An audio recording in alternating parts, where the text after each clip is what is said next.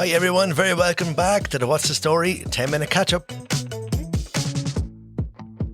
My next guest is one of Ireland's top country artists, playing all over the country. Well, that was pre-COVID, I suppose, as everybody knows it now. He's also a string of hits to his name, and a Clara man too, which is also goes down well. And he joins me on the 10-minute catch-up to discuss a tough year for the music industry. Alex Roe, what's the story? What's the crack, Lloyd? Thanks for having me on. Yeah, you're very welcome. Alex, firstly, where did the music interest come from? I suppose Mammy used to always have yokes going the whole time in the house, and the kind of Big Tom and Larry Cunningham and all that sort of stuff kind of is what I grew up with. So she good taste. She had good taste anyway.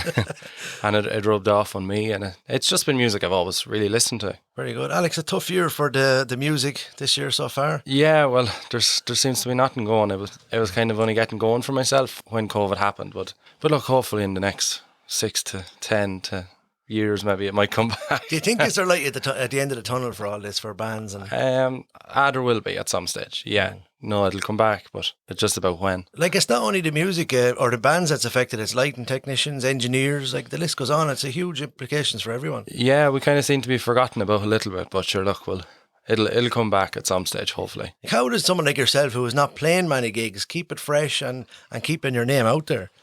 Well, to be honest, when the lockdown started, I did nothing, and it was grand. I sat at home and I did feck all. I just kind of relaxed and kind of just watched a lot of telly and stuff like that. And then I just kind of started going back into playing at home and doing bits. Now a couple of gigs are coming back again, and so you kind of have to just always kind of keep it diverse, kind of. Did you think at the start that I'll have a rest, this thing will be over in a few weeks, but then realising, geez, we need to do something here? Yeah, I think a lot of lads were like that, so they thought, sure, look, we'll have a rest now for a few weeks and we'll be back. But you see a lot of lads diversifying into making furniture now and driving vans and stuff. What do you do other than the music? I am working in a clothes shop in Athlone. Look, we're busy enough down there, so it's not too bad. At least you have something else. Yeah. You were back on the road recently, I believe. I was in Tuam on Saturday night, and then I'm in Burr and the Five Valley and a few other places, kind of booked in for the next, kind of until December, and then we'll see. So what was it like getting back on the road since March? It's strange, but the only thing is the people that are coming out now are actually coming out to hear the music. So I got to play some of my original songs that I'd never get to play at just an ordinary pub gig. Yeah, so it's kind of cabaret, and people are sitting and listening, and they're clapping at the end of every song, which is, I've done it when I heard a clap last. That's no reflection on you now. Yeah. So what's it like playing your own music then? That must be good fun. Yeah, I enjoy playing kind of all the few singles that I'd have and a few songs from the album and stuff like that. It's just different, like. Did you write much over the COVID period? I wrote a bit myself, but it's stuff that I don't really release. They could be the good ones. Yeah, I don't know about that. Getting back out into the pubs, is there many restrictions now for yourself playing? It's just really different, yeah. So like in the middle of the gig, people could start dancing or whatever, and then a man would come and say, "Sit down there now." Would they? Yeah. It's just fried, like, but sure, look. Yeah, you had a recent stint on Midlands 103 as well. Yeah, hopefully. I think I'm back now again and for the next bank holiday Monday. Brilliant. Yeah, so. Is that something you'd like to pursue, Alex? Yeah, I love that now. Yeah, it was just something different and something I'm kind of interested in, so. Is it just playing the music you like, or is it just in front of the mic? Or? Kind of a bit of both, yeah. I enjoy playing like the really Irishy stuff, and then I'm very good at talking as well. So right, that always helps. So we know life before March was very different. You had plenty of gigs. You were also a contestant on Glór Tíre, very big popular programme on TG4. Will that come back, Alex? Yeah, so we had a Zoom call last Monday about that. So hopefully now in the next couple of weeks we'll have an announcement about that. But it'll be before Christmas anyway. So it's a very popular programme, isn't it? Yeah. Take us through the stages of that, Alex. How did you get on that programme? So I applied online. You just send in a video yourself, and Trudy rang me then and said, "Look, will you come along? Will you come along with me?" Right. So Trudy Lawler's your mentor. Yeah. Her and her husband Billy writes a lot of the songs as well. It must be great to have such a dynasty behind you there. Yeah, it's just it's kind of surreal, like, because it's people that you kind of listen to their music, and next thing you're standing beside them. And like, I was in the car there just before I came in, and she rang me, and I was kind of like, you're kind of still like in awe seeing the number come up. It's just kind of a buzz off it still. But is it difficult performing live on telly? I kind of found it easy enough because I had so many of my kind of friends and kind of supporters there that that came down. Like, now I'd say it'll be hard the next time because I know there'll be no supporters down there. There'll be no fans. There'll be nothing there. So yeah. So like, apart from the winning of that show, it does create a buzz about your profile, and does it bring you on a little bit? Yeah, it kind of eggs you on a little bit. So like some radio stations or people that you might have sent songs to in the past, they're starting to play like there's played up in Donegal a good bit, then played down south as well, which is hard to crack.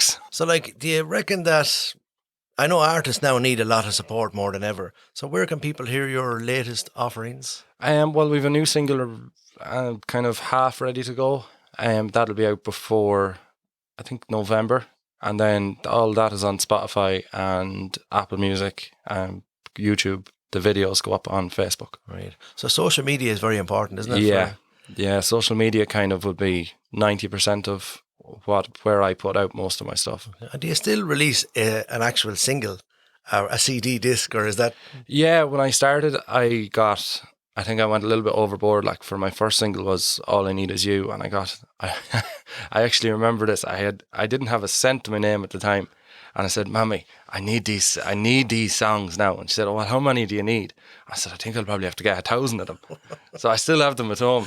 I think we all have an attic full of stuff anyway. Yeah, I'm only getting, I think it's about 60 or 70 printed now. Like, but just for radio stations. Just for radio stations. Most of them take MP3 now. So you're supporting or sporting a very fancy leg piece there. What happened there, Alex? I had a very serious, long-lived hurling career last year with the intermediates, and I did my knee in playing a challenge match. Right. So not even an important match. But so you need roadies now, Alex, do you? 5 or 6, I'd say. Yeah, and we'll get the Arctic going then as well. Would that be something in the future that you'd like to have a big band behind you? I think everybody's dream is to have a band. It's just you kind of have to not constantly think about, oh, I need a band, I need this, I need that, because you'll just end up always focusing on that, and then you'll kind of think, geez, this gig is not great now. Like, right. So you just let it happen naturally. Let it happen and just see if it works, it works, and if it doesn't. Because I know some guys who'll remain nameless that do get big bands and that, and then sadly it doesn't work out.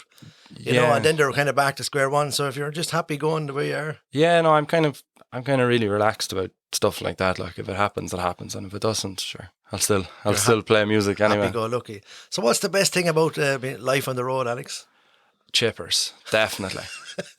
That's a bad thing now, isn't it? It's definitely chippers. There was a time we'd stop every night for chips going home. I couldn't do it. Yeah, we'd maybe do it once a week now or something, you know. Well, if we're lucky to have one gig, we'd stop, you know. So the chippers is the thing. Yeah, chippers is my bad Would you habit. have any advice apart from the chippers for younger artists that were starting off?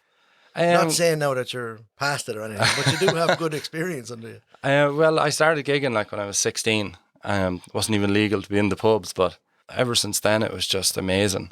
But just, if you want to do it, just do it, and don't let anyone tell you you're no good, because if you're kind of packing out places and people are coming to see you, you have to be doing something right. So anyone that has any sort of musical thing, I'd say definitely try. Alex, thanks very much for the catch up. I hope 2021 is a better year, and I wish you all the best for the future. Oh, thanks a million, Lloyd, and thanks for inviting me up. Very welcome. So here is Alex Roe singing. Actually, Alex, you're the DJ, radio DJ. Why don't you introduce your own single? No pressure now. Here's a new single that could break cups and plates and lots of glass all over the place. Alex, thanks a million. No problem.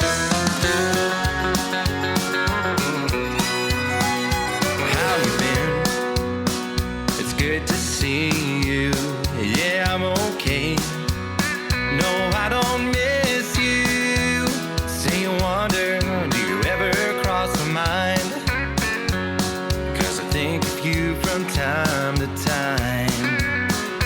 From the time that I wake up to the time that I lay down.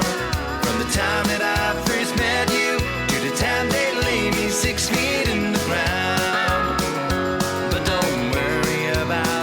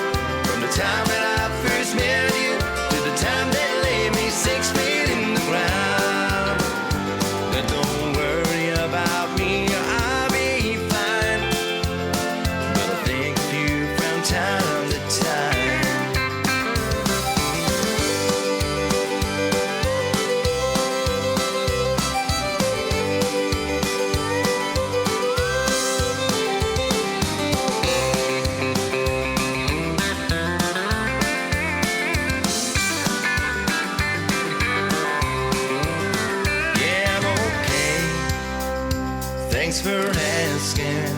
No, these ain't tears. This can't be happening. It's best you go your way and I'll go mine. But I'll think of you from time to time. From the time that I wake up to the time that I lay down.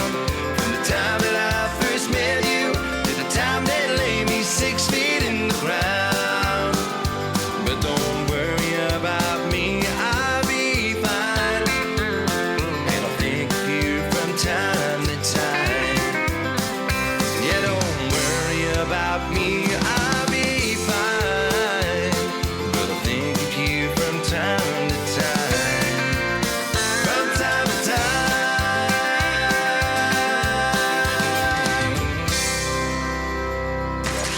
You just listened to What's the Story with Lloyd Bracken. Check out all our social channels for info on new episodes. Oh, and thanks for listening. On the Town.